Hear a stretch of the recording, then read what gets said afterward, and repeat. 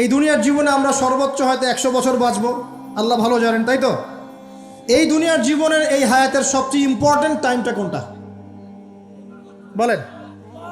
সবচেয়ে important time কোনটা? যৌবন কি না? যৌবন কাকে বলে? যৌবন কাকে বলে? কত বছর থেকে কত বছর পর্যন্ত? 20 থেকে 40 বা 15 থেকে 40 বা 20 থেকে 50, এই তো? আচ্ছা, এই বয়সের মধ্যে কারা কারা আছেন হাত তোলেন দেখি। মাশাআল্লাহ, সবাই তো দেখে এই বয়সে হাত নামা। এখন এই বয়স সম্পর্কে আগে 2টা হাদিস শোনেন, আমার দিকে তাকান, তারপরে আমি বলছি অবস্থা কি, করণীয় কি। আমি বলেছি যুবকদেরকে কিছু নসিহত করবো আজকে, নিয়াত করেছে, ঠিক আছে ভাই? আচ্ছা, যুবকদের সম্পর্কে প্রথম হাদিস, রাসূল সাল্লাল্লাহু আলাইহি ওয়াসাল্লাম বলেছেন, কিয়ামতের মাঠে মানুষ যখন উঠবে, আমরা উঠবো কি না? আচ্ছা, নাকি উঠবো না? যারা আগুনে পুড়ে গেছে তারা উঠবে কি না? যারা পানিতে ডুবে গেছে, যাদের লাশও খুঁজে পাওয়া যায় নাই, উঠবে কি না? উঠবে। আচ্ছা, যখন মানুষ উঠবে তখন তাকে 5টা প্রশ্ন করা হবে। কয়টা ভাই? এই 5টা প্রশ্নের আগে সে তার পা সামনেও ফেলতে পারবে না, পিছনেও ফেলতে পারবে না। আমরা কি একটু চিন্তা করতে পারছি কত ভয়ঙ্কর হবে বিষয়টা? এই সামান্য গরমে আমাদের অবস্থা খারাপ, সূর্য সেদিন সামনে নিচে, আর মানুষ উঠে দাঁড়িয়ে আছে, তাদেরকে 5টা প্রশ্ন করা হবে। যতক্ষণ পর্যন্ত প্রশ্নের উত্তর দিতে পারছে না, সামনেও যেতে পারবে না, পিছনেও আসতে পারবে না, পা নড়াতে পারবে না। 1, তোমার পুরো জীবনটা তুমি কোন কাজে ব্যয় করেছো? উত্তর কি রেডি আছে আমাদের কাছে? আমরা কি বলতে পারবো, হে আল্লাহ, আমরা আমাদের পুরো জীবন তোমার ইবাদত করে কাটিয়েছি? 2, তোমার যৌবন স্পেশালি তুমি কোন কাজে ব্যয় করেছো? তোমার যৌবন তুমি স্পেশালি কোন কাজে ব্যয় করেছো? যুবকরা কি উত্তর দেওয়ার জন্য প্রস্তুত আছে যে আমাদের যৌবন আমরা আল্লাহর পথে কাটিয়েছি? সবাই কি বলতে পারবো? 3 নাম্বার, তোমার রিজিকের উৎস কি ছিল? কোন পথে সম্পদ অর্জন করেছ? 4 নাম্বার, কোন পথে সম্পদ ব্যয় করেছো? কোন কোন খাতে সম্পদ ব্যয় করেছো? আমরা কি আমাদের আয় এবং ব্যয়ের হিসাব দেওয়ার জন্য প্রস্তুত? 5, তোমাকে আমি যে জ্ঞান দিয়েছিলাম সেই জ্ঞান অনুযায়ী আমল করেছো কিনা? আল্লাহ পাক আমাকে আপনাদের সবাইকে তৌফিক দান করুন, আমি জানা অনুযায়ী আমল করার তৌফিক দান করুন। আমি এই 5টা প্রশ্নের মধ্যে যৌবনকাল ইম্পর্টেন্ট কিনা ভাই? গুরুত্বপূর্ণ কিনা? মাথায় রাখি। সামনে একটা হাদিস শুনুন, রাসূল সাল্লাল্লাহু আলাইহি সাল্লাম বলছেন, কে এই কিয়ামতের মাঠেই 7 শ্রেণীর মানুষকে আল্লাহ পাক বিশেষ মেহমানদারির ব্যবস্থা করবেন, আরশের ছায়ায় ছায়া দিবেন ইনশাআল্লাহ। কোথায় ছায়া দিবেন? ওই দিন এই ছায়া ছাড়া অন্য কোনো ছায়া থাকবে না। নবী সাল্লাল্লাহু আলাইহি ওয়াসাল্লাম বলছেন, তার মধ্যে প্রথম শ্রেণী হচ্ছে ইমামুন আদিল, ন্যায়পরায়ণ শাসক। ন্যায়পরায়ণ, আচ্ছা, ন্যায়পরায়ণ শাসকের একটা এক্সাম্পল দেই। মক্কার জাহেলি যুগে সাহাবীরা ঈমান নিয়ে এসেছেন, বাস তাদের উপর নির্মম নির্যাতন শুরু হয়ে গেছে, আবু জেহেল, আবু লাহাব, উতবা, শাইবা। তখন সাহাবীরা আল্লাহ রাসূলের কাছে এসে বলছেন, ইয়া রাসূলুল্লাহ, আপনি একটু বদদোয়া করেন, তাদের উপর বদদোয়া করেন, আমরা তো আর পারছি না। নবী সাল্লাল্লাহু আলাইহি ওয়াসাল্লাম বললেন, তোমরা মক্কা থেকে হিজরত করে হাবাসায় চলে যাও। কোথায়? হাবাসা। হাবাসা মানে হচ্ছে আবিসিনিয়া। আবিসিনিয়া মানে এখনকার ইথিওপিয়া, ইরিত্রিয়া। নাম শুনেছেন কি? বিশেষ কোচিং তো করছেন অনেকে। আফ্রিকা মহাদেশের একটা ছোট্ট দেশ ইরিত্রিয়া, ওখানে চলে যাও। তখন বলেছিলেন তিনি হাবাসায় চলে যাও। সাহাবীরা জিজ্ঞাসা করছেন, হাবাসায় কেন? নবী সাল্লাল্লাহু আলাইহি ওয়াসাল্লাম বলছেন, সেখানে একজন খ্রিস্টান ন্যায়পরায়ণ শাসক আছেন, যার রাজ্যে কেউ জুলুমের শিকার হয় না। কি বললাম বলেন তো? হাবাসা কে আছেন? একজন মুসলিম না খ্রিস্টান? খ্রিস্টান ন্যায়পরায়ণ শাসক আছেন, যার রাজ্যে কেউ জুলুমের শিকার, মুসলমান নন এমন একজন শাসকের প্রশংসা করে আমাদের নবীজি বললেন, তার রাজ্যে কেউ জুলুমের শিকার হয়। সুবহানাল্লাহ। সাহাবীরা সেখানে হিজরত করলেন, নেতৃত্ব দিয়েছেন জাফর বিন আবি তালেব রাদিয়াল্লাহু আনহু। সেই সাহাবী বাদশাহ নাজাশী, তার নাম ছিল বাদশাহ নাজাশী, তার সামনে দাঁড়িয়ে সূরা মারিয়াম তেলাওয়াত করেছিলেন। ওই সূরা মারিয়ামে ইয়াহইয়া, জাকারিয়া, ঈসা, তার মা, এই গল্প ঘটনাগুলো আছে। এই সূরার তেলাওয়াত শুনে বাদশাহ নাজাশীর চোখ দিয়ে পানি পড়তে পড়তে দাড়ি ভিজে গিয়েছে। সুবহানাল্লাহ। শেষে তিনি ঈমান নিয়ে আসেন, মুসলমান হন, আলহামদুলিল্লাহ। আমাদের নবীজি তার জানাজার নামাজ পড়েছিলেন। আমাদের নবীজি তার গায়েবানা জানাজার নামাজও পড়েছেন, বলেন সুবহানাল্লাহ। এখানে একটা পয়েন্ট খালি বলতে চাই, একজন অমুসলিম শাসক সম্পর্কে আমাদের নবীজি মন্তব্য করেছিলেন তার রাজ্যে কেউ জুলুমের শিকার হয় না। আর আজকের দিনে সারা বিশ্বের কোনো কোনো ক্ষেত্রে মুসলিম শাসকদের ব্যাপারেও এই কথা বলা যায় না যে তার রাজ্যে কেউ জুলুমের শিকার হয় না। আল্লাহ পাক বলছেন আরশের ছায়া আমি ছায়া দিব 7 শ্রেণীর মানুষকে। কয় শ্রেণী? তার মধ্যে প্রথম শ্রেণী হচ্ছে ইমামুন আদিল, ন্যায়পরায়ণ শাসক। আল্লাহ পাক আমাদের সমস্ত শাসকদেরকে ন্যায়পরায়ণ হওয়ার তৌফিক দান করুন। 2 নাম্বার, সেই যুবককে আমি সেখানে আশ্রয় দিব যেই যুবক তার যৌবনকালটা আল্লাহর পথে কাটিয়ে দিয়েছে। সুবহান। এবার কি হাদিসটা আপনি পেয়েছেন? এর আগের হাদিস কি শুনলেন? পা নড়াতে পারবেন না যতক্ষণ পর্যন্ত এই প্রশ্নের উত্তর না দিচ্ছেন যৌবনকাল কোন পথে ব্যয় করেছেন। এখন যদি আল্লাহর পথে ব্যয় করেন তাহলে আরশের ছায়া ছায়া পাচ্ছেন, আলহামদুলিল্লাহ। বাকিগুলো কারা কারা একটু বলে দেই। 3 নাম্বার হচ্ছে সেই ব্যক্তি যে একজন আরেকজনকে মহব্বত করে, এক ব্যক্তি আরেক ব্যক্তিকে মহব্বত করে শুধুমাত্র আল্লাহর সন্তুষ্টির জন্য। কথা কি বুঝতে পারছেন? এই মহব্বত আবার এই ছেলে মেয়ের ফ্রি মিক্সিং না। কথা বুঝতে পারেন? দিনের খাতিরে মহব্বত, আল্লাহর জন্য মহব্বত, আল্লাহর জন্য ঘৃণা। 4 নাম্বার এমন ব্যক্তি যে এত গোপনে দান করে যে তার বাম হাত জানে না ডান হাত কি দান করেছে। আমরা তো এখন 1 টাকা দান করলে 100 টাকা ফুটাই। ফেসবুক আছে, মারাত্মক একটা জিনিস ফেসবুক, মানে এটা মানুষকে আর মানুষ রাখে নাই। যে ব্যক্তি ফেসবুকে আসক্ত তার সাথে কথাবার্তা বলা, লেনদেন, চলাফেরাও খুব ডিফিকাল্ট। মানে কি বোঝেন আগে কথাটা? কেন ডিফিকাল্ট? কারণ সে এত বেশি আসক্ত এখানে যে পান থেকে চুন ঘষলে সে আপনাকে পাবলিকলি ধুয়ে রেখে দিবে। কিছু হইলে আপনাকে ফেসবুকে টেনে নিয়ে আসবে, ফেসবুকে সবাইকে বলবে উনি আমার সাথে এই কাজ করছে। আপনি বলারও টাইম পাবেন না যে আপনি নির্দোষ। তো খুব মুশকিল না এগুলা? আল্লাহ মাফ করুক আমাদেরকে। এমনভাবে দান করে যে বাম হাত জানে না ডান হাত কি দান করছে। 5 নাম্বার এমন ব্যক্তি যে এইটা যুবক, এটাও যুবক, যাকে কোনো সুন্দরী নারী আহ্বান করছে জিনার জন্য, সুন্দরী উচ্চ বংশের নারী, যে আসো আমার সাথে জেনা করো। ওই যে ইউসুফ আলাইহিস সালামের মতো, মনে আছে? ইউসুফ আলাইহিস সালামের ঘটনা মনে আছে? আচ্ছা, কিন্তু সেই যুবক বলে, সেই ব্যক্তি বলে ইন্নী আখাফুল্লাহ, আমি আল্লাহকে ভয় করি, আমি তোমার সাথে খারাপ কাজ করতে পারবো না। এরকম ছেলে এবং এরকম মেয়ে এখন সমাজে খুঁজে পাওয়া যায়? হাতে গোনা, হাতে গোনা। আপনি অনলাইন ঘাটাঘাটি করেন, গুগল করেন, ক্রস চেক করেন, দেখবেন বাংলাদেশের 25 বছরের কম বয়সী ছেলে আর মেয়েদের জেনার হার কত আপনি বের করে দেখেন।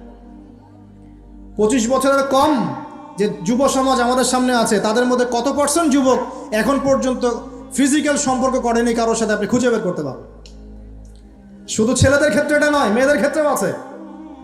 এই যে অনার্স লাইফ পার করার আগেই বহু মেয়ে সতীত্ব নষ্ট করে ফেলছে, বহু ছেলে সতীত্ব নষ্ট করে ফেলছে। কথাগুলো কি রাগ করছেন? আমি আপনাদের ভাই এবং আমি আপনাদেরকে মহব্বত করি। আমরা জেনার পথে যাব না, আমরা হালাল সম্পর্কে থাকবো ইনশাআল্লাহ।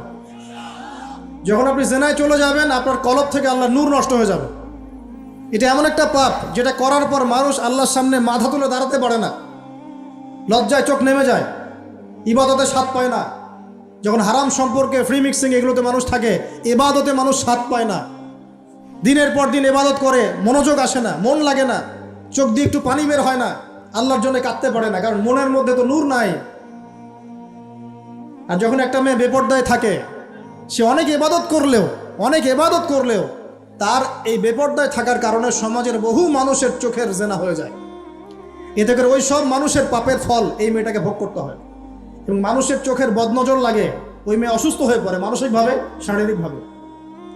আমি আমাদের যুবক ভাই এবং যুবতীদের বোনদেরকে রিকোয়েস্ট করব, আল্লাহর ওয়াস্তে চরিত্রটাকে পবিত্র রাখার চেষ্টা করুন। আল্লাহ পাক তৌফিক দান করুন।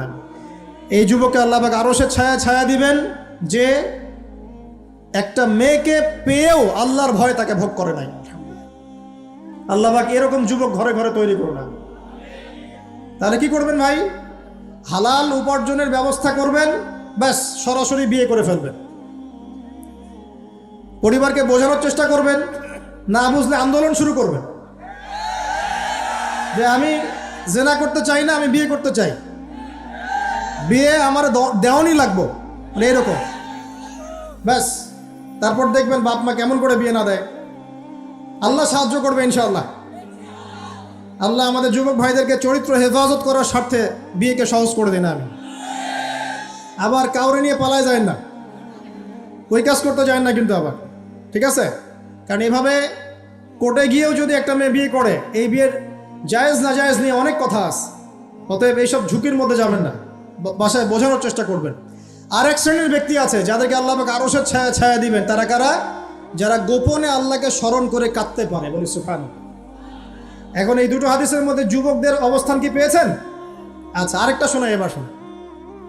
নবী সাল্লাল্লাহু আলাইহি ওয়াসাল্লাম বলেছেন, 5টা জিনিস আসার আগেই 5টা বিষয়কে মূল্যায়ন করো।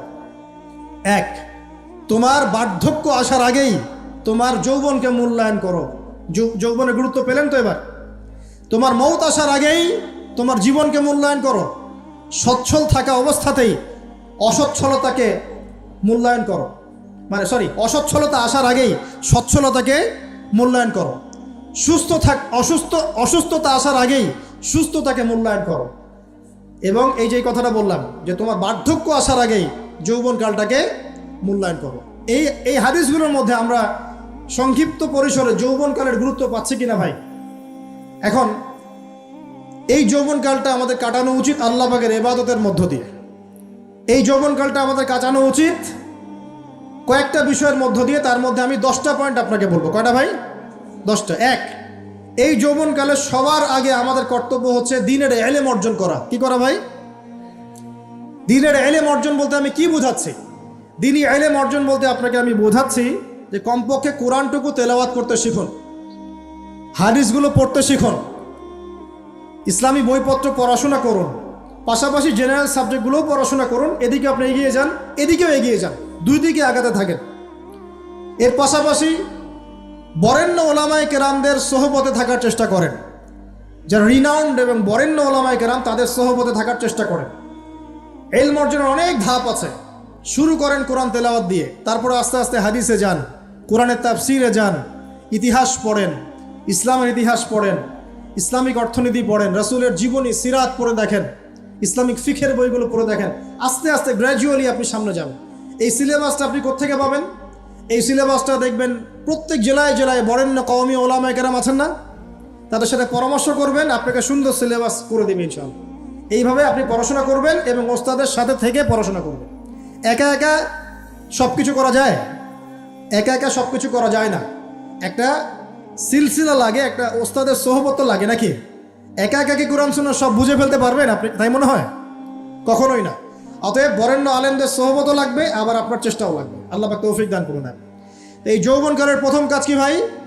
ইলম অর্জন করা। 2 নম্বর, এই যৌবনকালে আমরা যে পরিমাণ ফিজিক্যালি ফিট থাকি, শরীরে শক্তি থাকে, উদ্যম থাকে, আমাদের বয়সটা 40-50 হয়ে গেলে সেটা থাকবে না। থাকবে? অতএব এই যৌবনকালে বেশি বেশি ইবাদত করতে থাকেন। আল্লাহ পাক তৌফিক দান করুন। এই যৌবনকালে 5 ওয়াক্ত নামাজ তো পড়বেনই, এর পাশাপাশি নফল নামাজগুলো পড়ার চেষ্টা করবেন। এর পাশাপাশি আপনি চেষ্টা করবেন তাহাজ্জুদের ওয়াক্তে একটু নামাজ পড়ার জন্য, কমপক্ষে 2 রাকাত, কমপক্ষে 2 রাকাত, অ্যাটলিস্ট 2 রাকাত নামাজ তাহাজ্জুদের সময় পড়ার চেষ্টা করি। আল্লাহ আমাকে তৌফিক দেখ, আপনাদের সবাইকে তৌফিক দান করুন। ওই সময় আপনি যে দোয়াই করবেন আল্লাহর কাছে কবুল হবে ইনশাআল্লাহ। যে দোয়াই করবেন আল্লাহ কবুল করবেন ইনশাআল্লাহ, যদি আপনার রিজিকটা কি হয়? হালাল হয়। হারাম রিজিক দিয়ে ইবাদত কবুল হয়? হারাম রিজিকের দোয়া কবুল হয়? কবুল হয় না। 3 নাম্বার, এই যৌবনকালে আমরা রাসূলের সুন্নতের উপর বেশি আমল করবো ইনশাআল্লাহ। পারা যাবে ইনশাআল্লাহ? তাহলে নিয়াত করতে পারি যে ইনশাআল্লাহ চেহারাগুলো পরিবর্তন হবে। চেহারা পরিবর্তন মানে কি? হ্যাঁ, রাখা যাবে না? এখনো গজায় নাই। প্রত্যেক সপ্তাহে আপনাকে নবীর সুন্নতের উপর এরকম করে কুরবানি এবং জবাই করতে কে বলেছে? নবী সাল্লাল্লাহু আলাইহি ওয়াসাল্লামের সুন্নতকে জবাই করাটা কি ভালো কাজ? হ্যাঁ বলেন তো। আমরা তো এমন অনেক নাপিত ভাইদেরকে চিনি যারা এই ধরনের বক্তব্যগুলো শুনে আলহামদুলিল্লাহ জীবন পরিবর্তন করেছেন। তার দোকানে লিখে দিয়েছেন এখানে চুল কাটা হয়, দাড়ি শেভ করা হয় না। খুশি হন নাই? মুসলিমদের কথা বলছি, অমুসলিমদেরকে নিয়ে আমাদের চিন্তা নাই তো? চিন্তা আছে? একটা কথা মনে রাখবেন, একটু কথাটা মনের কান দিয়ে শোনেন। দাড়ি হচ্ছে একমাত্র ভিজিবল সুন্নত। দাড়ি হচ্ছে একমাত্র ভিজিবল সুন্নত। ভিজিবল মানে কি? যা দেখা যায়। দাড়ি একমাত্র ভিজিবল সুন্নত, দৃশ্যমান সুন্নত, যেটা নিয়ে আপনি আমি কবরে যাবো ইনশাআল্লাহ। আর কোনো সাইন দেখে বোঝার বুদ্ধি নাই এই ব্যক্তি কত বড় মুসলিম, কত বড় সুন্নতের পাবন ছিল। খালি কপালের সেজদার দাগ আর চেহারার দাড়ি বাকি থাকবে ইনশাআল্লাহ। কথা বুঝতে পারছেন ভাই? নিয়াত করা যায় একটু দাড়ি ছেড়ে দিব, নাকি দাড়ি রাখলে চাকরি পাবেন না? দাড়ি রাখলে মেয়ে দিবে না নাকি? তো যে মেয়ে দাড়ি রাখলে বিয়ে করতে চায় না তাকে বিয়ে করারও দরকার নাই। আর দাড়ি রাখলে যে চাকরি আপনাকে ছাড়তে হয় ওই চাকরিও করার দরকার নেই। চাকরির মধ্যে সব রিজিক আপনার মনে হয়? রিজিকের সবচেয়ে বড় অংশ আছে কিসের মধ্যে? বিজনেসের মধ্যে। যারা বিজনেস করে তাদের আন্ডারেই লক্ষ লক্ষ মানুষ চাকরি করে। বাংলাদেশে যে ইকোনমিক সিস্টেম, এই ইকোনমিক সিস্টেমের মূলে কারা জানেন? ব্যবসায়ীরা। কারা? বড় বড় ব্যবসায়ীরা। এমন অনেক ব্যবসায়ী আছেন যাদের একজনের জাকাতের টাকা দিয়ে একটা গ্রামের মানুষকে খাওয়ানো যায়। বিশ্বাস করছেন না? ইকোনমিক তো আমার সাবজেক্ট, আমরা পড়েছি এগুলো, পড়াশোনা করেন দেখেন। বিজনেস, এরপরে আছে ক্রিয়েটিভ কোনো প্রজেক্ট, এমন কোনো প্রজেক্ট যেটা এখন পর্যন্ত কেউ লঞ্চ করে নাই। এখন অনলাইনে অনেকে আয় করেন না, আজকে থেকে 20 বছর আগে মানুষ এটা করেছিল। এখন অনেক মানুষ বাহির থেকে পড়াশোনা করে দেশে এসে এই যে ডেইরি প্রজেক্ট করছে, পোলট্রি করছে, নতুন নতুন অনেক প্রজেক্ট করছে না? কৃষিভিত্তিক অনেক কাজ করছে। তারা কি সচ্ছল না? আমি একজন ভাইয়ের কথা জানি, যিনি আলহামদুলিল্লাহ আল্লাহর এই অধম বান্দার ওয়াজ শুনে সুদের চাকরি ছেড়ে দিয়েছিলেন। চাকরি ছেড়ে দিয়ে তিনি চায়ের বিজনেস শুরু করে, চায়ের বিজনেস।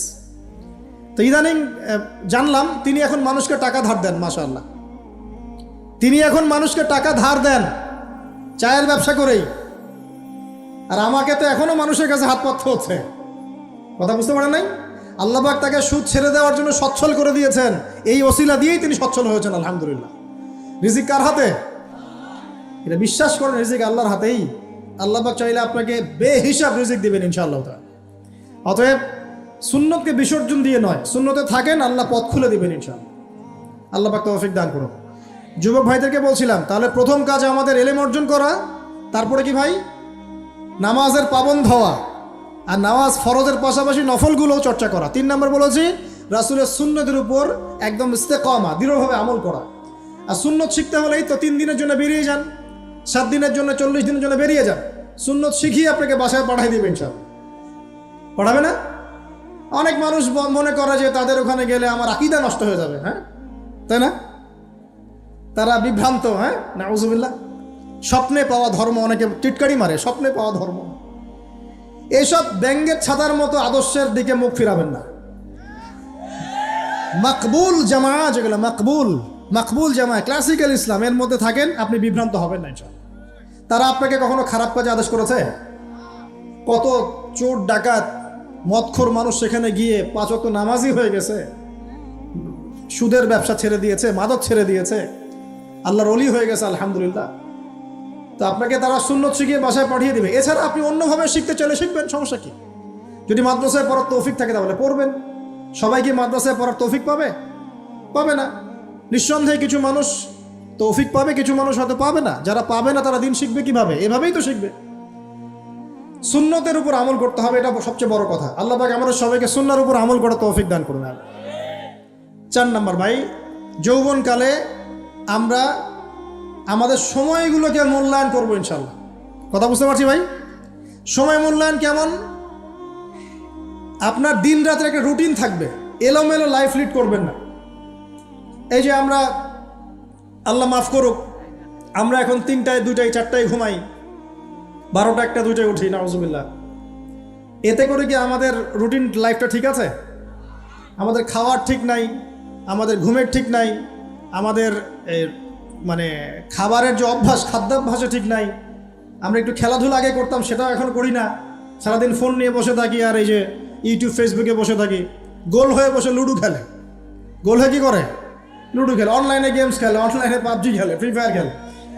আগে তো তাও ছেলে পেলে একটু ফুটবল খেলতো, ক্রিকেট খেলতো, আমরাও তো খেলেছি ওই সময়। তাও আলহামদুলিল্লাহ আমাদের ফিজিক্যাল ফিটনেস অনেক ভালো ছিল। এখন ওগুলো বাদ দিয়ে যে মানুষ পর্নোগ্রাফি দেখছে, লুডো খেলছে, পাবজি খেলছে, ফ্রি ফায়ার খেলছে, সারাদিন অনলাইনে বসে অথর্বর মতো বসে আছে, এটা কি ভালো হচ্ছে? এই জন্য অ্যাটলিস্ট ফজরের নামাজ পড়ে জিকির আজগার করে পড়াশোনা করে আধা ঘন্টা 1 ঘন্টা একটু খেলাধুলা করলে কি সমস্যা? একটু ফুটবল খেলেন, দৌড়াদৌড়ি করেন, জগিং করেন, একটু ব্যায়াম করেন। আল্লাহ পাক আপনাদের যৌবনে বরকত দান করুন, আমিন। এই কাজগুলো করতে হবে কি না? ভালো না খারাপ? করেন। আর নিয়মতান্ত্রিক লাইফ লিড করবো আমরা, নিয়মতান্ত্রিক। আমার জীবনে একটা রুটিন থাকবে, এই রুটিনের বাইরে যাব না। পড়াশোনার রুটিন থাকবে, খেলার বা এক্সারসাইজ রুটিন থাকবে, খাওয়া দাওয়ার রুটিন থাকবে, দাওয়ার রুটিন থাকবে, আমি আলেম ওলামাদের কাছে যাব, এই রুটিন থাকবে। একটা রুটিন লাইফ লিড করবেন, এলোমেলো জীবনযাপন করবেন না। আল্লাহ পাক আমাকেও তৌফিক দান করুন, আপনাদের সবাইকে তৌফিক দান করুন। কয়টা বলেছি ভাই? বলেন। 6 নাম্বার, যৌবনকালে সবচেয়ে বেশি বেঁচে থাকবো নারীর ফিতনা থেকে। কি থেকে ভাই? খুব ডেঞ্জারাস। এদিকে দেখেন না ভাই, আমার দিকে দেখেন, ও থাক না ওর মতো। যৌবনকালে সবচেয়ে বেশি বেঁচে থাকবো কি থেকে? একটা হাদিস বলি, নবী সাল্লাল্লাহু আলাইহি ওয়াসাল্লাম বলেছেন, মা তারাকতু বা'দি ফিতনাতান আদাররু আলা রিজালি মিনান নিসা।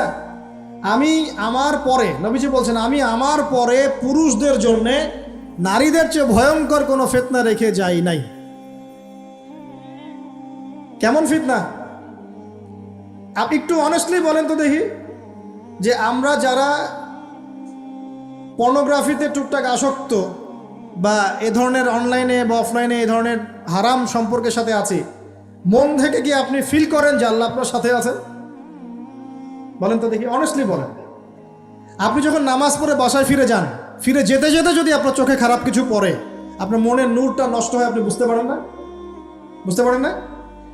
যখন আপনি এরকম হারাম কোনো সম্পর্কে আছেন, নাউজুবিল্লাহ, আপনার মনটা যে শক্ত হয়ে গেছে, আপনি বুঝতে পারেন না? আল্লাহর ওয়াস্তে নারী জাতির ফিতনা থেকে সর্বোচ্চ দূরত্ব অবলম্বন করবেন। আল্লাহ পাক তৌফিক দান করুন। আর কি করব তাহলে আমরা? ওই যে বলেছি, হালাল সম্পর্ক করতে পারলে হালাল, যদি করতে না পারি সবর করবেন। কি করবেন? সবর করবেন, ভালো কাজে ব্যস্ত থাকবেন, বেশি বেশি রোজা রাখবেন। কি করবেন? বেশি বেশি রোজা রাখবেন। সোমবারে রোজা রাখবেন, বৃহস্পতিবারে রোজা রাখবেন। এভাবে আপনি আপনার জীবনটা গুছিয়ে নেন, আল্লাহ পাক প্রবৃত্তিকে নিয়ন্ত্রণ করার ক্ষমতা দিবেন ইনশাআল্লাহ। এরপরেও যদি ভুল হয়ে যায়, হতে পারে এই যুগটা ফিতনার যুগ, চরম ফিতনার যুগ।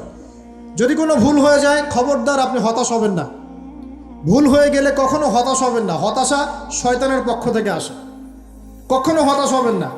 দেন অজু করে জায়নামাজে দাঁড়িয়ে 2 রাকাত নামাজ পড়ে আল্লাহকে বলবেন, আল্লাহ আমার ভুল হয়ে গেছে, আমাকে মাফ করে দাও। পারা যাবে ইনশাল্লাহ। জীবনে কখনো হতাশ হবেন না। জীবনে যাই হয়ে যাক না কেন, কখনো হতাশ হবেন না। মনে রাখবেন, আল্লাহ আপনার রব, আল্লাহ আপনার সাথে আছেন ইনশাআল্লাহ। অতএব নারীর ফিতনা থেকে নিজেকে বাঁচিয়ে রাখার চেষ্টা করুন। আল্লাহ পাক তৌফিক এনায়েত করুন। 7 নাম্বারটা হচ্ছে, এই সমাজ আপনাকে যেভাবে শেখায়, কিভাবে শেখায়? এই যে স্কুল, কলেজ, ইউনিভার্সিটি, চাকরি, বিয়ে, সন্তান প্রতিপালন, আর তারপর ইন্না লিল্লাহি ওয়া ইন্না ইলাইহি রাজিউন, এই তো শেখায় নাকি? সবসময় মনে রাখবেন যে আল্লাহ রাব্বুল আলামিনের পরিকল্পনাই আপনার উপরে সবচেয়ে বেশি অগ্রাধিকার যোগ্য, সমাজের পরিকল্পনা নয়। পরিবার আপনাকে চাপ দিচ্ছে, চাকরি পাস না, পড়াশোনা করিস না, হ্যাঁ পড়াশোনায় কেন তুই 80 নাম্বার পাইলি না, কেন চান্স পেলি না, কবে চাকরি পাবি, কবে আমাদেরকে দেখবি, খাওয়াবি, পড়াবি, এই যে চাপগুলো চারপাশ থেকে আসে কি না? এতে করে অনেক যুবক দেখা যায় মাদকাসক্ত হয়, অনেকে দেখা যায় আত্মহত্যা করছে ইদানিং, করছে কিনা ভাই? এই শব্দটা থেকে আমি এই পয়েন্টটা আজকে লিখেছিলাম যে ভুলেও আল্লাহর প্রতি বিশ্বাস এবং তাওয়াক্কুল হারাবেন না। সমাজ যেভাবে শেখায়, সমাজ চারপাশে যে চাপ আপনাকে দিচ্ছে, এই চাপে নিজে গা ভাসিয়ে দিবেন না। আপনি আল্লাহর কাছে দোয়া করবেন, আল্লাহর কাছে পথ চেয়ে নেবেন এবং আল্লাহর প্রতি তাওয়াক্কুল ভরসা করবেন। কখনো আত্মহত্যার পথ বেছে নেবেন। কি হয়েছে? 80 নাম্বার পান নাই তো কি হয়েছে? আপনি চেষ্টা করেছেন কিন্তু চান্স পান নাই তো কি হয়েছে?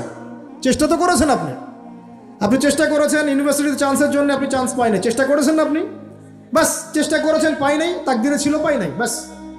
আমি আমার চেষ্টা করেছি। কখনোই আত্মহত্যার পথ বেছে নেবেন না। আর আমরা পিতা মাতাদেরকে রিকোয়েস্ট করব, কোনো অবস্থাতেই সন্তানকে এত বেশি চাপ দিবেন না যে সন্তানটার এই কোমরটাই ভেঙে চলবে।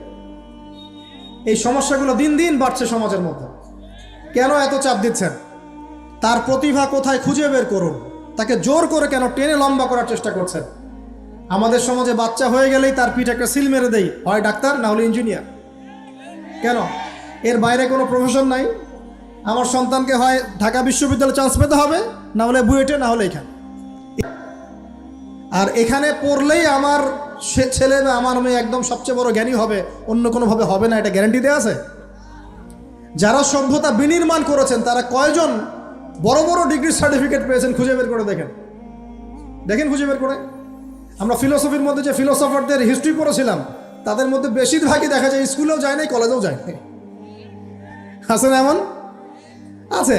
আমি বলছি না আপনারা যাবেন না, আমি বলছি জ্ঞানের মানদণ্ড এটাই নয় যে আমার সার্টিফিকেট অর্জিত হয়েছে। সার্টিফিকেটটাই জ্ঞানের মানদণ্ড নয় তো। হ্যাঁ, প্রতিযোগিতার একটা জগৎ আছে, আমাকে সে জগৎ উতরাতে হবে। আপনি চেষ্টা করবেন, যদি না হয় তাকদীরে ছিল, হয় নাই, বাস হয় নাই। আমাকে আল্লাহ পাঠিয়েছেন তার ইবাদত করার জন্যে, এখানে আত্মহত্যা করার জন্য আল্লাহ আমাকে পাঠান নাই। আমার জীবন যদি দিতেই হয় তাহলে আল্লাহর জন্য দিব ইনশাআল্লাহ। ঠিক আছে কথা? ব্যাস, দুনিয়ার জন্য নয়। আল্লাহ পাক বোঝার তৌফিক দান করুন। কটা বললাম? 7টা না 8টা? 7টা।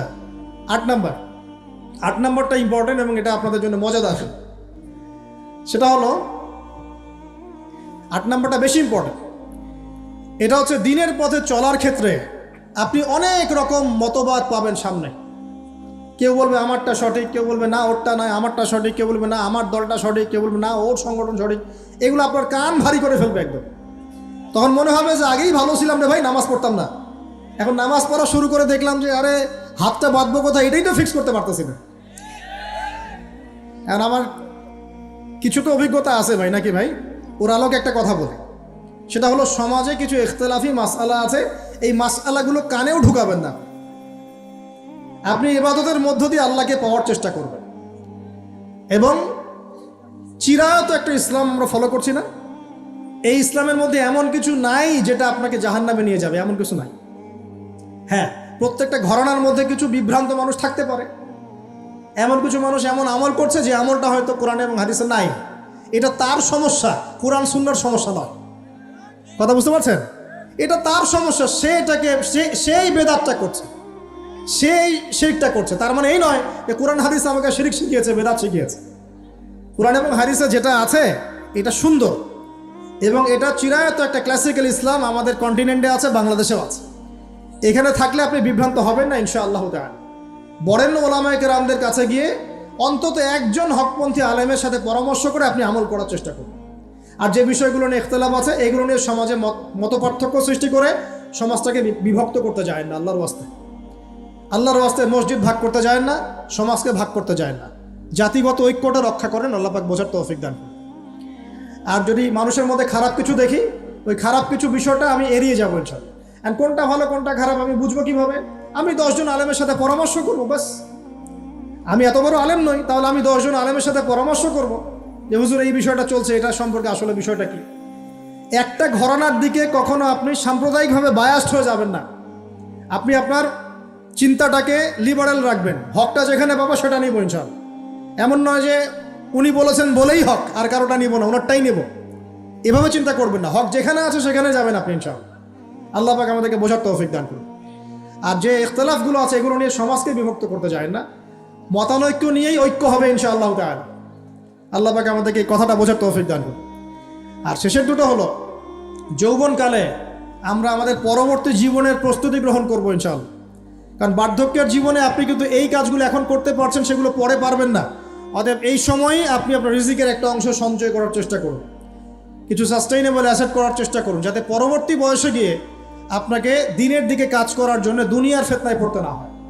আল্লাহ পাক আপনাদেরকে হালাল রিজিকের ব্যবস্থা করে দিন, আমি দোয়া করি, আল্লাহুম্মা আমিন। আর সবশেষ যেটা বলতে চাচ্ছিলাম, দেখুন যৌবনকালে আমরা যা করতে পারবো অন্য সময় পারি না। তাই এই যৌবনেই ইলম অর্জন করে আল্লাহ পাকের দিনের এই দাওয়াতের মেহনত আমরা শহরে শহরে, গ্রামে গঞ্জে, জেলায় উপজেলায়, প্রত্যন্ত অঞ্চলে সমস্ত জায়গায় পৌঁছে দেবো ইনশাআল্লাহ। যৌবনকালে আমরা বেশি বেশি দাওয়াতি কাজ করার চেষ্টা করবো, আল্লাহ পাক তৌফিক দান করুন। যতটুকু জানেন, আপনি এতটুকু জানেন না যে নামাজ পড়তে হয় 5 ওয়াক্ত, তাহলে নিজে পড়েন, মানুষকে নামাজের দাওয়াত দেন। আপনি এতটুকু জানেন না যে ভাই সুদ খাওয়া হারাম, জানেন কি না ভাই? ব্যাস আপনি মানুষকে বলেন যে ভাই হালাল খাই, সুদ না খাই। আপনি এতটুকু জানেন না যে জেনা করা হারাম, বাস আপনি আপনার বন্ধুকে দাওয়াত দেন, ভাই জেনার দিকে যাস না এবং হারাম অ্যাফেয়ার্সে যাস না। যতটুকু জানেন অতটুকু মানুষের কাছে পৌঁছে দেন, আল্লাহ পাক তৌফিক দান করুন। যুবক ভাইদেরকে আমি এই 10টা নসিহত করলাম আছে, এই নসিহতগুলো একটু মেনে চলেন, যৌবনটা সুন্দর হবে ইনশাআল্লাহ। এছাড়া আর অনেক নসিহত আছে, এগুলো ওই যে বইগুলোর নাম বলে দিয়েছি, আল্লামা তাকি উসমানী হুজুরের যে বইগুলো, এগুলো পড়েন, ইনশাআল্লাহ দেখবেন আরও অনেক হেদায়েত আপনি পাবেন। মোটা দাগে কথা হচ্ছে ইলম অর্জন করতে হবে। রাজি আছে কিনা ভাই? রাজি আছে কিনা বলেন? ইলম অনুযায়ী আমল বাড়িয়ে দিব, রাজি আছে কিনা? হকপন্থী ওলামায়ে কেরামের সাথে পরামর্শ করে চলবো, রাজি আছে কিনা? আমরা যৌবনকালে হালাল রিজিক অন্বেষণের চেষ্টা করব, রাজি আছে কিনা? যৌবনের সময়কে বিন্যাস করে চলবো, এলোমেলো জীবনযাপন করব না, রাজি আছে কিনা? নারীদের ফিতনা থেকে বেঁচে থাকার চেষ্টা করব, রাজি আছে কিনা? আগামী দিনের জন্য, ইসলামকে এগিয়ে নেওয়ার জন্য দাওয়াতের মেহনত করব, রাজি আছে কিনা? আচ্ছা, এখন আসেন, এগুলো আমাদের করণীয় ছিল, আমাদের যুবকরা এখন করছে কি সেটা শোনা। আমাদের যুবকরা এখন কিশোর গ্যাং করছে, কিশোর গ্যাং। কি করছে? আপনাদের পরিবারের কর্তা যারা আছেন তাদেরকে আমি একটু রিকোয়েস্ট করবো, আপনার সন্তানের দিকে খেয়াল রাখেন।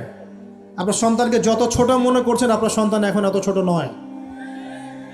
কিশোর বয়সে সে এমন পাপও করে ফেলেছে যা আপনি এখনো করেন নাই। কিশোর বয়সে এমন এমন পাপ করা তার শেষ যা আপনি এখনো চিন্তাও করতে পারেন না। অতএব সন্তানকে শুধু গায়ে গতরে বড় করলে হয় না। আমরা যে সন্তানকে মানুষ করার জন্য নিজের ঘাম ঝেড়ে দিচ্ছি, মানুষ করার অর্থ হচ্ছে ওর আত্মাটাকে গড়ে তোলা, শুধু দেহটাকে গড়ে তোলা নয়, তার আত্মাটাকে গড়ে তুলুন। সন্তানের দিকে খেয়াল রাখেন। ঢাকা শহরে কিশোর গ্যাংয়ের দৌরত্বে টেকা যাচ্ছে না, রাস্তাঘাটে ছিনতাই করছে, মাদক সেবন করছে, মানুষের সম্পদ মোবাইল ধূপ করে কেড়ে নিয়ে দৌড় দিচ্ছে, এক গ্যাং আরেক গ্যাংয়ের সাথে মারামারি করছে। এগুলো শিখছে কোত্থেকে? এগুলো শিখছে আপনার ওই যে অপসংস্কৃতি দেখে দেখে। পশ্চিম থেকে, আমাদের পার্শ্ববর্তী থেকে অনেক অপসংস্কৃতি ঢুকছে ভিতরে, ওটা দেখে দেখে দেখে দেখে শিখছে কি করতে হয় না করতে হয়। দুইটা গ্যাং তৈরি করছে এবং সিনেমাতে যেমন দেখানো হয় সে নিজেকে ওই রকম করে চিন্তা করা শুরু করেছে। এই কনসেপ্টগুলো মানুষ পাচ্ছে কোথায়? নাটক সিনেমা থেকে পাচ্ছে। একটা দল ক্রিয়েট করেছে, সে সেই দলের নেতা হয়েছে, আরেক দল তাকে মারতে আসছে, সে আবার তাকে মারতে যাচ্ছে। এই যে জিনিসগুলো, এগুলো নাটক সিনেমায় দেখানো হচ্ছে না এখন? যুবকরা শিখছে কোত্থেকে এগুলা? বাংলাদেশের মেয়েদেরকে একসময় শেখানো হয়েছে তুমি সুন্দর না, তুমি কি না, তাদের মনে ঢোকান তুমি সুন্দর না, আরো সুন্দর হতে চাও, আরো সুন্দর হতে চাও, এই ক্রিম মাখো, সুন্দর হয়ে যাও। এই একটা কনসেপ্ট ঢুকিয়ে দিছে মাথায়, তুমি সুন্দর না, তোমাকে আরো সুন্দর হতে হবে। আল্লাহ তোমাকে যে সৌন্দর্য দিয়েছেন এটা যথেষ্ট না, অন্যরা আরো অনেক বেশি সুন্দর, তুমি সুন্দর না, এই ক্রিম মাখো, সুন্দর হবে। এই করতে করতে করতে ক্রিমের ব্যবসা শুরু হলো। বাণিজ্য, সবকিছুর পিছনে কি থাকে? বাণিজ্য, আর কিচ্ছু না। তারপর শুরু হলো যে পার্লার, অমুক ক্রিম, তমুক ক্রিম, অমুক সোনো, এই সেই, বাস মেয়েরা পাগল হয়ে গেল। ব্যাস নতুন নতুন আমরা আমাদের সংস্কৃতি ধারণ করে যে কাপড় চোপড়গুলো পরি, কিছু মানুষ শেখালো এর চেয়ে এই ফ্যাশনটা ভালো, এটা পরো। ব্যাস ঈদে ঈদে নতুন নতুন ফ্যাশন আসা শুরু করলো। আর পাঞ্জাবি পায়জামা পরা তো আমাদের বাপদাদাদের সুন্নত, এটা বাঙালিদেরই সুন্নত। সব বাদ দিয়ে এখন আমরা কি শুরু করেছি দেখেন তো। তো এগুলো কিন্তু মিডিয়া দিয়ে আপনাদেরকে ঢোকানো হয়, মিডিয়া থ্রু দিয়ে। আমরা দেখছি এখন যুবকরা, বহু যুবক মাদকাসক্ত হয়ে যাচ্ছেন, হচ্ছেন কি না? কিসের এত হতাশা ভাই? কি হয়েছে? আপনার গার্লফ্রেন্ড আপনাকে ছেড়ে চলে গেছে?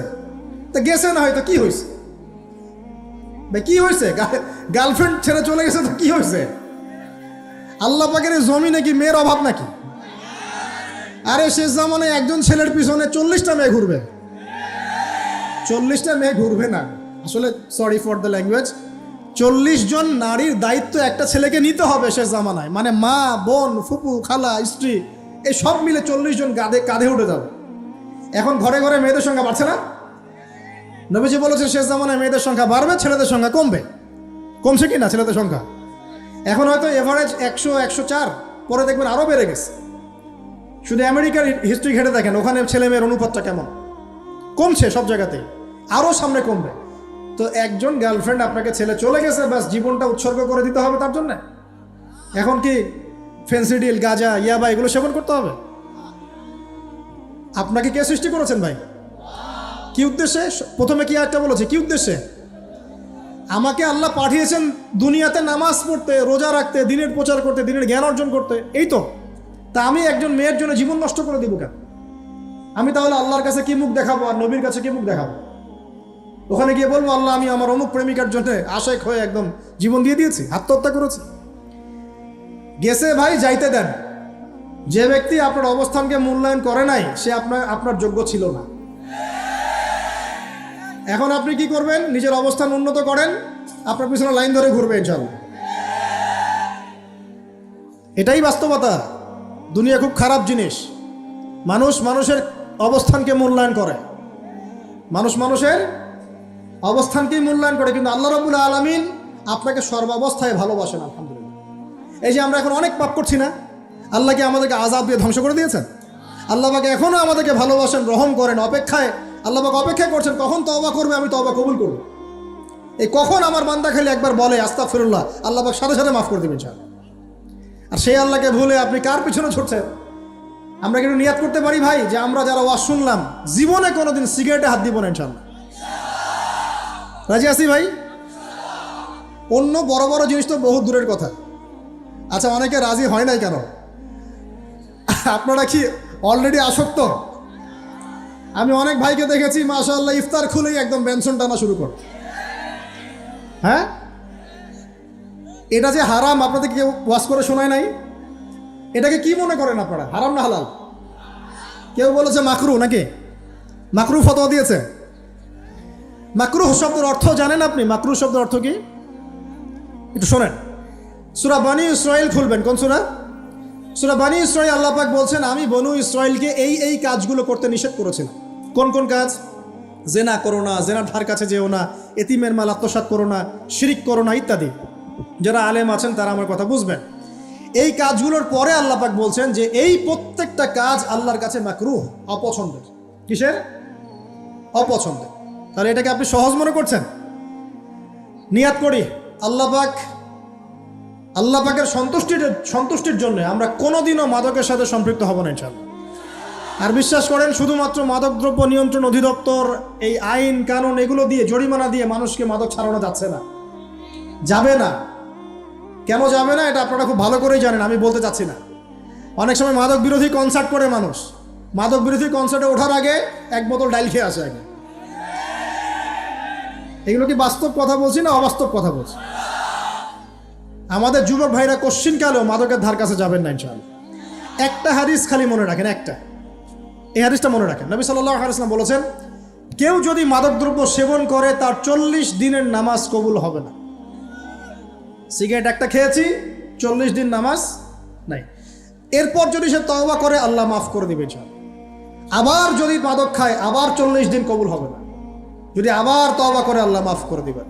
আবারও যদি খায় আবারও 40 দিন কবুল হবে না। আবারও তওবা করলে আল্লাহ আবার মাফ করে দিবেন। চতুর্থবার সে যদি মাদক খায়, আল্লাহ রসুল সাল্লাল্লাহু আলাইহি ওয়াসাল্লাম বলছেন আল্লাহ পাক কিয়ামতের মাঠে তাকে তিনাতুল খাবাল পান করাবেন। কি পান করাবেন? তিনাতুল খাবাল। সাহাবীরা বললেন ইয়া রাসূলুল্লাহ এটা কি? তিনাতুল খাবাল কি? নবী সাল্লাল্লাহু আলাইহি ওয়াসাল্লাম বলছেন এটা হচ্ছে জাহান্নামীদেরকে আযাব দেওয়ার পর তাদের রক্ত মাংসের যে পুঁজ বের হবে, এই যে ড্রিঙ্কস, জাহান্নামের হার্ড ড্রিঙ্কস, এই ড্রিঙ্কসের নাম হলো তিনাতুল খাবাল। আল্লাহ পাক আমাদের সবাইকে মাদক থেকে বাঁচিয়ে রাখুন। হতাশা মাদক দিয়ে দূর হয় না। হতাশা দূর হবে, বলে দিব, 3টা জিনিস, মাত্র 3টা। কয়টা ভাই? 1, 5 ওয়াক্ত নামাজ। এক কি? নামাজে আপনি অজু করে সিজদা দেন, ইনশাল্লাহ আপনার মনে প্রশান্তি না আসলে আমাকে এসে বলেন যে আসে না। চোখের পানি, মনের আবেগ যা আছে আপনার ভিতরে, কষ্ট, দুঃখ, যন্ত্রণা সব আল্লাহকে ঢেলে দিবেন ইনশাআল্লাহ। নিজের আবেগ ধরে রাখবেন এখানে, আপনি আল্লাহর জন্য ঢেলে দিবেন। মানুষকে আবেগ দেখে কি লাভ? মানুষ আপনার চোখের পানির মর্ম বুঝবে? মানুষ কি মানুষের চোখের পানির মর্ম বুঝে? আপনার পিতা যদি মারা যায় আমার কাছে এসে দোয়া চান, কান্নাকাটি করে, আমি দোয়া করতে পারবো কিন্তু আমি কিন্তু আপনার ফিলিংসটা বুঝতে পারবো না। আপনার অনুভূতি কে বুঝতে পারবেন? আল্লাহ পাক আপনার ঘাড়ের রগের চেয়েও কাছে আছে। সুবহান আল্লাহ পাক ঘাড়ের রগের চেয়ে কাছে আছে। গতকালকে বাংলাদেশের একজন বরেণ্য আলেমের সাথে একটা কনফারেন্সে ছিলাম। উনি বলছিলেন যে এক ব্যক্তি, এটা শোনেন, এক ব্যক্তি খুব তার শখ যে তিনি সাহাবীদের মতো নামাজ পড়া শিখবেন। কথা বুঝতে পারছেন? সাহাবীদের মতো নামাজ শিখবেন। তো একজন বরেণ্য আলেমের কাছে এসেছেন, এসে বলছেন যে আমাকে সাহাবীদের মতো নামাজ শিখিয়ে দেন। তখন সেই আলেম আরেকজন আলেমের সন্ধান দিয়েছেন, যা তুমি তার কাছে যাও, তিনি শেখাবেন। তো সেই ব্যক্তি একটু অবাক হয়েছেন, কারণ যাকে প্রশ্ন করেছিলেন তিনি অনেক বড় মুহাদ্দিস, আর যার কাছে পাঠানো হচ্ছে তিনি অত বড় মুহাদ্দিস নন, কিন্তু আবেদ, আমল করেন। তাকে গিয়ে বলছেন উনি আমাকে পাঠিয়েছেন সাহাবীওয়ালা নামাজ শিখিয়ে দেন। তখন তিনি বলছেন ঠিক আছে, সুন্দর করে অজু করে আসো, সুন্দর করে অজু করে আসো। অজু করার সময় খালি খেয়াল রাখবা যে আমি অজু করছি শুধু আল্লাহর সন্তুষ্টির জন্য। কি খেয়াল রাখবেন? অজু করছি শুধু আল্লাহকে রাজি খুশি করার জন্য অজু করছে, আর কোনো উদ্দেশ্য নাই আমার। অজু করতে যাচ্ছে, তিনি আবার বলছেন দাঁড়াও, শুধু আল্লাহকে রাজি খুশি করার জন্য অজু করো। আবার শুরু করছেন, আবার বলছেন শোনো, শুধু আল্লাহকে রাজি খুশি করার জন্য অজু করো। এভাবে বলতেই আছেন, নামাজে দাঁড়িয়ে আছেন, দাঁড়ানোর আগে বলছেন শোনো, শুধু আল্লাহকে রাজি খুশি করার জন্য নামাজ পড়ো। বলতেই আছেন। এক পর্যায়ে সে ব্যক্তি নামাজ শুরু করলো, নামাজে মনোযোগ এদিক ওদিকে যায়, আর তার মাথায় এটা আসে, এই শুধু আল্লাহকে রাজি খুশি করার জন্য আমাকে নামাজ পড়তে হবে, শুধু আল্লাহকে রাজি খুশি করার জন্য নামাজ পড়তে হবে। এই চিন্তা তার মনের মধ্যে ঘুরপাক খাচ্ছে। এভাবে নামাজটা সে শেষ করেছে। শেষ করে চিন্তা করছে যে নামাজ তো পুরোপুরি মনোযোগ দিতে পারলাম না, বারবার মাথার মধ্যে এরকম চিন্তা আসছে, আল্লাহ আমাকে তো মাফ করে দাও, নামাজটা আমার মনে হলো না ঠিক মতো। তখন সে ফিরে এসে তার সে ওস্তাদকে বলছেন আমার তো নামাজ এরকম করে পড়লাম, কিন্তু শেষমেশ মনে হলো যে নামাজটা হয়তো কবুল হয় নাই, আল্লাহর কাছে খুব মাফ চাইলাম, আল্লাহ আমাকে মাফ করে দাও, নামাজটা মনে হলো না। তখন সেই যে প্রথম ব্যক্তি যিনি পাঠিয়েছেন তিনি বলছেন এটাই হলো সাহাবীওয়ালা নামাজ। তারা আল্লাহকে রাজি খুশি করার জন্য নামাজ পড়তেন, নামাজ শেষ করে আল্লাহর কাছে ইস্তেগফার করতেন, আল্লাহ কিছুই হলো না, কিছুই হলো। আমার কথা কি বুঝতে পারছেন? অতএব আল্লাহকে রাজি খুশি করার জন্যে আপনি আপনার আবেগ, আপনার ইবাদত সব ঢেলে দিবেন, অন্য কারো কাছে কিছু পাওয়ার আশা করবেন। অতএব নামাজ আপনার মাদকের দিকে যাওয়া লাগবে না, নামাজই আপনার হতাশা দূর করে দেবে ইনশাআল্লাহ। 2 নাম্বার আমল হচ্ছে কোরআন তেলাওয়াত। যে ব্যক্তি কোরআন তেলাওয়াত করতে পারে নিয়মিত, তার মনের মধ্যে এই হতাশা, এই ভীরুতা, এই কাপুরুষতা কিচ্ছু আসবে না ইনশাআল্লাহ। আমি গ্যারান্টি দিচ্ছি আপনাকে, হতাশা আসবেই না আপনার মনে যদি আপনি কোরআন বুঝতে পারেন। কোরআনের একটা আয়াত নিয়ে কোনো সময় দেখা যায় 2-3 ঘন্টা সময় পার হয়ে যাচ্ছে, আয়াতটা ছেড়ে সামনে যেতে পারছি না। কোরআনের ভিতরে ঢুকলে আপনি দুনিয়ায় ভুলে যাবেন কি হচ্ছে আশপাশে। আমি এমন অনেক আলেমকে দেখেছি যে একটা বই, পাতলা একটা বই, আরবি বই নিয়ে পড়া শুরু করেছেন, ওই যে ফজরের পরে জোহরের ওয়াক্ত হয়ে যাচ্ছে, বইটাই শেষ করতে পারেননি। বুঝতে পারবেন না, যখন আপনি ইলমের ভিতরে ঢুকে যাবেন, কোরআনের ভিতরে, হাদিসের ভিতরে, আপনার দুনিয়ার খেয়ালই নাই। একজন আলেম তিনি এক রাত্রে একটা বই লিখেছিলেন, চটি বই, এক রাত্রের মধ্যে। বলা হচ্ছে তার সম্পর্কে বলা হচ্ছে যে রাতের খাবার তাকে দেয়া হয়েছে যে আপনি এটা খেয়ে নেন। তো যে খাবারটা পাশেই আছে, খাবারটা খাবো, এটা লিখে খাবারটা খাবো, এরকম তার চিন্তা ছিল। ফজর হয়ে গেছে, বই লিখাও শেষ, খাবার এই অবস্থায় পড়ে আছে, ডুবে গেছেন ভিতরে, খাওয়ার মাথায় তার খেয়াল নাই। এরকম হয়। একজন মনীষী, বিখ্যাত মনীষী, রিয়াদুস সালেহীন কিতাবের রাইটার, সংকলক আল্লামা নববী রাহিমাহুল্লাহ, এরকম সারা রাত চলে গেছে, পাশে 2টা খেজুর, ওই 2টা খেজুর খাওয়ারই সময় পান।